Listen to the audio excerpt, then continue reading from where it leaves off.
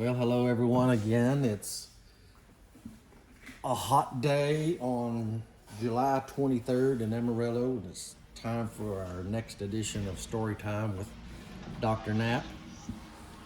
I just got through building my Tamiya Vought F4U-1A Corsair. This is the plane that, from talking to a lot of people, it's always right at the top of their favorite aircraft from World War II. And I'll get into that here in just a little bit of why I think it is. But this was a fun build. I'm getting better, still room for improvement. But the Corsair was the plane that a lot of people think won World War II, but you know, when you look at the history of it, it was very successful, but the F6F Hellcat carried the mail for the most part for the Navy off the carriers. But the Corsair was actually went through the entire war. It was developed around 1940 off a competition that the Navy had set up. And what I think attracts most people to this plane is just the looks of it. You know, it's famous for the gull wing. You can see there on the front view where the wings dip down, and this plane had about a 13-foot span on the propeller, and the landing gear configuration was one of the ways to keep it from hitting the ground. If you can see, when it first flew up, this version has a kind of a rounded hood, which was the version that kind of finished the production of the Corsair. The F4U-1, sometimes called a birdcage Corsair, had a flat canopy with more metal in it that closed over it. And some of them, once the F4U-1A come out, they replaced them with this kind of this bulbed dome type canopy. But interesting story about them. In doing carrier trials, the Navy figured out that, man, this thing, because of a couple of reasons, was hard to land on the carriers. Had a long nose, the visibility wasn't that good to see the landing signal officer on the side of the ship giving the pilot instructions. But it also had a tendency with early models to bounce a lot. So it would hit the flight deck, bounce up and over the arresting hooks, and sometimes over the barrier and into the planes in front of it. So as a result of that, the Navy went with the F4F Wildcat and then the F6F Hellcat. And as the Navy does a lot with its planes, the ones that the Navy doesn't put on the fleet carriers goes to the Marine Corps. But so most of the history that people know about the Corsair was in the South Pacific.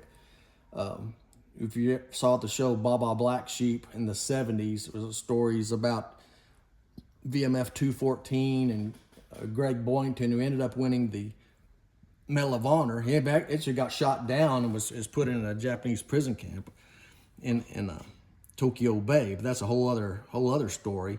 But the plane did a lot of good work when it hit the ground in the South Pacific in the Solomons. This was the one that kind of pushed the F4F Wildcat out of the way, and it went to work as a fighter and as a fighter bomber. An interesting thing about it, the British flew the plane also, and they actually put it on their carriers a year or so before the U.S. Navy did. They figured out a landing pattern, the way they could maneuver in, and they loved them. They were kamikaze killers. Toward the end of the war, the British fleet actually joined the United States Navy in launching raids against Japan and hunting kamikazes, and they spent a lot of time in the southern waters run south of the Philippines. But the British version, because their carriers were smaller, they had a shorter wingspan on their Corsairs. They had the wings bobbed down so they could fold and go into the hangar deck. So this plane is lettered as the Big Hog. You can see on the end, on the tail on the back. It was based on Ondonga. I'd never heard of that island. I had to look it up, but again, it's in the Solomon chain there. There were a lot of islands that had airstrips, and most of you have never heard of them. I have to go, every time I read a new story, I have to go and get on Google Earth and figure out where this island, where was it? So you can see I've weathered it a little bit. There's a lot of different color patterns that were developed during the war. Early ones were kind of gray. Then they went into this three-tone, like this is white on the bottom, then a medium blue, which looks more like gray on the center, then kind of a navy blue on the top. But once they got into the South Pacific, they flying in the saltwater air and on carriers also, they got weathered very quickly. So I'm still learning how to do weathering, but the thing that I've learned on this one was a salt technique where you spray the plane down and you spread flaked salt on it and let it dry overnight, and then you spend the next 2 or 3 days trying to get all the salt off, but it kind of dulls that luster a little bit. So I'm still learning that technique also. Toward the end of the war, what the Navy discovered after they'd sunk so many of the Imperial Japanese Navy ships, that the naval threat was greatly diminished, but the kamikaze threat kept getting worse and worse and worse. So what the Navy decided is we need more fighters on our carriers to defend the ships. So what they did was they reduced the number of dive bombers, because they were ship killers primarily. So they lessened the number of dive bombers and Avengers and started putting more fighters on the carriers. And that's really what brought the Corsair in. In fact, one of the first squadrons of Corsairs to be placed on a fleet carrier was actually a Marine Corps squadron. Up to that time, the Marines really weren't flying off carriers. They were doing all land-based assignments. And they went to work. And it's interesting because the Navy was developing the F-8F Bearcat, which was actually on a ship heading toward the war zone when the war ended. And it was designed specifically to be a kamikaze killer. It was very fast rate of climb. You can get up. It was armed with 4 20mm cannons. Later versions of the Corsair actually had 4 20mm cannons also. Right after the war, the Corsair was decided that was the plane that the Navy would go forward with as a fighter plane. And so the F-8F Bearcat, there weren't that many built. And right after the war, they stopped production. So they moved forward with the Corsair, and the Corsair actually stayed in production until 1952 into the jet age. So that's one of the reasons why there's so many Corsairs out there right now. They did a lot of work as fighter bombers in the Korean War. In fact, they got a workout during the Korean War before kind of jets and the A-1D Skyraider took over a lot of the work. But this was the fighter that carried the Navy right up to the jet age. Interesting fact, most people don't know it, but the last Corsair air-to-air victory took place within about 700 miles of the Texas-Mexico border.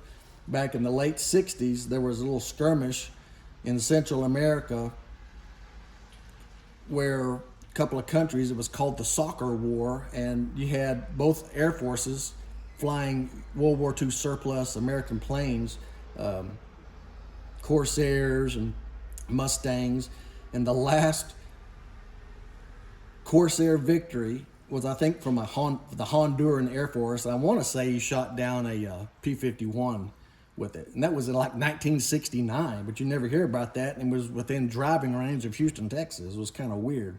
But early versions had a 3-bladed propeller. The later versions with upgraded engines had a 4-bladed propeller, and they were just pretty elegant airplanes. And I've sat in one before, and I can tell you they're pretty awesome to see. Their nickname for it in World War II was Whistling Death because of the sound it made.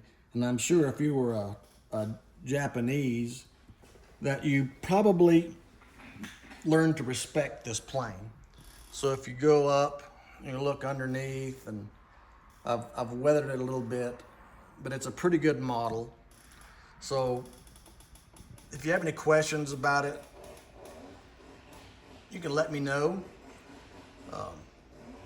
Next up on the building block is a TBD Devastator, and I'm going to paint it and letter it for a Battle of Midway plane, which means it probably got shot down.